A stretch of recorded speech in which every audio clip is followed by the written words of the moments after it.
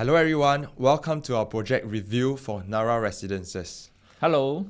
Today we will bring you through the project overview, the layout analysis, as well as some key concerns and opportunities in this project. So for Narra Residences, the developer is actually a joint venture between Centali Realty and Apex Asia Development.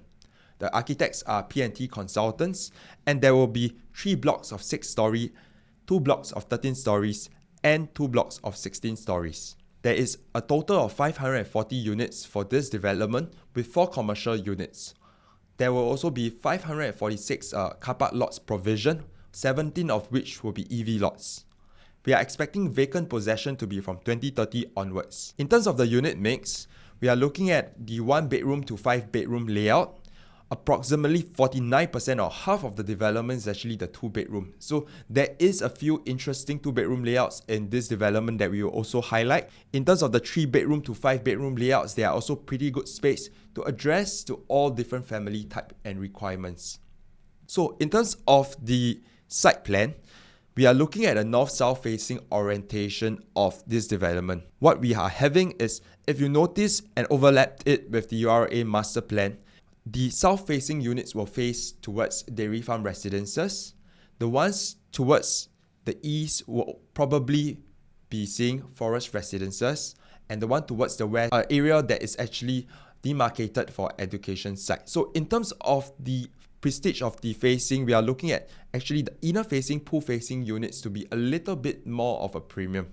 Going on to the floor plan, the 1 bedroom with study is 517 square feet, very typical a 1 bedroom layout. We think that this one is the developer trying to maximize the gross floor area. That's why there's only 3 units in this development, and also they are all on the ground floor. So don't put yourself too much hope for this 1 bedroom unit because there's only 3 in the whole development. 2 bedroom compact, 560 square feet, very typical dumbbell layout for a 2 bed 1 bath. One thing to highlight is that with the 2.8 meter width in the living and dining area, the developer has given you a kitchen on both sides, which is a very sizable and good for use. 2 bedroom premium, 646 square feet. Developer gives you a tuck-in kitchen that is useful and also providing you with a demarcated of a dining area. Going on to the 2 bedroom with bomb shelter, 689 square feet. This is where it gets interesting. For 689 square feet, the developer is able to give you a bomb shelter. I think bomb shelter, this is a very interesting layout, right? Because with the bomb shelter, we solve all our storage issue. Things like large items like luggages, vacuum cleaner, even your mop and pail, you actually can put inside your bomb shelter. This is a very, very interesting layout. As we move on to the 2 bedroom with bomb shelter, 700 square feet. This is actually our preferred 2 bedroom layout in this development. One is because the living and dining is given to you in a bigger format, you have more space to play around with the area. And what's most important, and this is actually very rare in the current market, is that the kitchen has a window. The 2 toilets also have a window because they are all corner units. So what you will be able to do is, if you want to, you can actually enclose the kitchen. This is interesting. So most developer actually build the 2 bedroom in the center of the building, and thus it cannot build a window with toilet for you. But for this developer, he actually put the 2 bedroom with bomb shelter at the side, at the corner, whereby you can actually have windows for both the kitchen and the toilets. So it's really a good layout, very smart layout. Now, going on to the 2 bedroom with bomb shelter and study, and a 2 bedroom with study, 721 square feet. So for 721 square feet, the developer has also squeezed out a study room for you. So for young couples or family upgrading from a 3-room HDB, for example, this is very useful because you still have your space for your own work desk, workstation. Only for 721 square feet, because when the unit is small and you can squeeze out so much usable space, that means your quantum actually is much lower than the current market. Next to the 3 bedroom compact, 818 square feet. A little bit of a blip because the 2 bedrooms are 8 square meter, so it still can fit a queen size bed, but of course the preference will always be a 9 square meter bedroom. But what you have here is a proper kitchen that is enclosed and a proper master bedroom with 14 square meter. We have seen this layout, 3-bedroom compact nowadays quite commonly because 786, 797, 818 square feet. But this is the only layout that I've seen, a kitchen with a window. And the 2 toilets also come with the window, which is not at this moment. I've not seen any of this layout coming out. This is a very, very excellent layout. Moving on to the 872 3-bedroom flexi, developer gives you back the 9 square meter bedrooms, which is now consistent across layouts, less the 3-bedroom 818 square feet. They also give you a flexi room, which actually can double up as a storage room for whatever reasons that you require it for. So actually for this layout, right, if you have a bit more budget than your 818, 872 will be even better. All right, we come with a flexi room with, of course, all the flexi room come with aircon, and then you have a 9 square meter for both the common room. 3-bedroom premium, 990 square feet. You will see it consistently throughout the 990, 1001, 1012 and 1023 square feet. They give you a bomb shelter, WC and a yard area. So the only difference across the 3-bedroom premium is the living and dining area. So very, very comfortable space for anyone that's looking to upgrade into this development, especially with the quantum that we will be touching on later. Moving on to the 3-bedroom with study, 1152 square feet. Developer provides you with a study as well as a walk-in wardrobe for your master bedroom. So for families that are looking for a bigger space for the master, what you can actually do is also to enclose the space to make your master bedroom even bigger. Likewise for the 1173 square feet, additional space given to the living and dining. Going on to the 4-bedroom compact 1152 square feet. If you remember correctly, the 3-bedroom with study is also 1152 square feet. So instead of the study and the walk-in wardrobe, developer has carved it up to make it into a proper 9 square meter bedroom. So for families that require the 4-bedroom, this is actually a very, very good sweet spot. And if you are considering between the two, because of the same size and the preference of the current market towards a bigger, more bedroom type, this is actually a consideration that you may want to consider. But actually, if you don't mind having a 3+ study, right, and the 1152 3+ study is actually a better choice. Why? Because you have a huge master bedroom. Because you have a smaller family, then the 3+ study may not be good enough for you. Right, so in fact, the 3+ study have a better facing because most of it are pool facing. Going on to the 4-bedroom premium, 1378 square feet, they have kind of given you a dumbbell layout with the junior master on one side. So this can be considered like a multi-generation home with expanded living and dining area. I personally like this kind of layout. It means you have a wider portrait whereby each has 4.8 meters. So you use your sofa and your TV is about 4.6 to 4.7 meters away. And the living and dining is separated by the walkway. So very carved up very nicely for your living and dining. And a very good balcony depth. I like a balcony with depth. Why 2 meters? You can choose to put dining table out there. With the current zip track technology, you can actually cool it pretty well. Moving on to the final layout, the 5-bedroom with private lift. What you have here is 1658 square feet with a 5th bedroom added at 9 square meter, as well as a balcony in the master bedroom. So what you have is when you're coming in from your private lift, you are open into a very, very big living dining area that makes you feel very, very spacious. Likewise, for the 1679 square feet, the additional space is given to the living and dining area. This unit will be a bit more premium because the block-to-block distance between the two blocks is wider. 5-bedroom is typically for 3 generations because grandparents, parents, and 2 kids or even 3 kids, you can actually stay in a 5-bedroom. So this is a perfect unit for 3 gen. And market is really rare of a 5-bedroom, especially the new launches you've had. Unless you are in the city area, for suburb, you seldom have a 5-bedroom with such a nice layout and a private lift. Now, the key concerns and opportunities in this development. Concern number 1, connectivity. Narra Residences is about 1,000 meters away from Cashew MRT and Hillview MRT. So that would mean that you need about 12 to 15 minutes walk to the nearest MRT. Well, most people think that the further away from MRT, the price will be cheaper. But later on, we have an example, a development that's closer to the MRT does not give you the necessary gain. I mean, connectivity is one of the consideration or one of the factors, but it's not the consideration. So distance from MRT doesn't tell the price growth. Concern number 2, amenities. With Dairy Farm Mall, the area gets a little bit more amenities with the NTUC FairPrice as well as a couple of eateries. However, if you want more food options, you will need to venture out a little bit further, such as Bukit Panjang Hawker Centre or Hillian Mall. Actually, come to this, this is day-to-day living. I mean, we have a mall that have 40 kind of food, F&B. I tell you, after 2 weeks, you will still have to go to other mall to explore food, because you don't always go back to the 40. In fact, we always choose certain outlet, then most of the time we will venture out.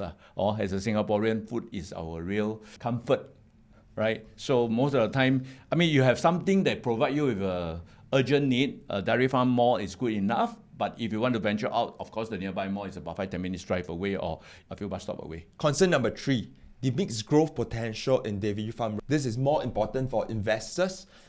And if we look at the past transacted of the projects in the area, starting from Dairy Farm Residences, which TOP'd in 2024, we are looking at about 3.4% annualized returns for all bedroom types. Next, Skywood that TOP'd in 2017, annualized returns of 2.6% across all bedroom types. In fact, Skywoods is actually much closer to the MRT. That's what I'm saying just now. The connectivity is just one of the factor of price growth, but not the factor. So going back to a bit of Dairy Farm where was talking about, right? You can see the overall is 3.41, but the bigger size one, the 3-bedroom and the 4-bedroom actually give you a very good 4% and 6.3% growth respectively. So you realize that Singaporeans are now more geared towards space premium. That means they prefer bigger units. Of course, budget is always a constraint, but if you can afford, always go for the biggest unit possible. Going a little bit further back, Forest Residences, TOP'd in 2015, 2.13% annualized, compared to Treehouse that TOP'd in 2014, experiencing 5.38% of annualized returns across all bedroom types. This is interesting because Forest Residences and Treehouse are actually side by side, and they are only TOP'd a year apart, which also means that buyers also bought a year apart. So why is there such a difference in the growth potential? So let us dig deeper into this. This is a chart that consists of all condo transactions within District 23, the average prices, Treehouse Residences prices, as well as Forest Residences. So if you notice, the buyers of Treehouse paid a premium of about 11.6% per square foot when they bought it against the average transaction in District 23, compared to Forest Residences, which bought 30% above the average transaction price. So if you are looking for a safe entry, it's important to understand how do you identify the right project to enter to. Right. Second quarter, you realize that from second quarter 2013 onwards, the prices have started to dip because Singapore government actually introduced the TDSR, which limits the Singaporean to only 60% of the income. Now, if you look carefully, right, Treehouse, right, even there's a dip, right, it did not go down beyond the purchase price. Whereas Forest actually, 1,003, it drops to 1,024 per square feet. So it's important to identify the safe entry for every single project, whether it's safe to enter at any of the given time. So if we look at the developers' indicative prices for Narra, this is what we are looking at. So developer is looking at about 1,009 to 2,000 per square feet onwards depending on the bedroom type. And this is actually a very, very comfortable quantum. Why do I say that? Because the 3-bedroom is looking at about 1.6 million onwards. The 4-bedroom is looking at about 2.4 million onwards. This is a very, very comfortable entry. If we look at the entry price for the 2-bedroom in the market, the 2-bedroom 646 square feet in Narra Residences is starting from 1.284 onwards. And for Botany at Dairy Farm, which is the nearest project in terms of timeline, already transacted up to 1.48 million. So the transactions and the price has already been accepted for people in this area. And then we compare it a couple of years back, Dairy Farm Residences, 721 square feet. This development already transacted at 1.349 million. So if you are buyers for Dairy Farm Residences and Botany at Dairy Farm, how much will you be selling or be expected to sell at? And is there an opportunity for Narra Residences? So if you look at the price carefully, Dairy Farm Residences, most of them are transacted at 1.2 plus. So if you're looking at Narra, start from 1.284, means you are actually going back to 2022 price. Yes, I understand Dairy Farm is a mixed development supposed to command a higher price. But look, Narra is just opposite, directly opposite Dairy Farm. I just need to spend 2-3 minutes to walk across. But now I have an advantage because I go back 3 years ago prices, buy the same price as your neighbor Dairy Farm residence. Is it nice to have?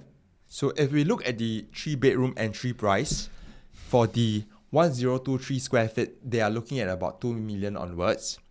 And this compared to the 1033 square feet in the Botany at Dairy Farm, which has already transacted from 2 over million to 2.2 million.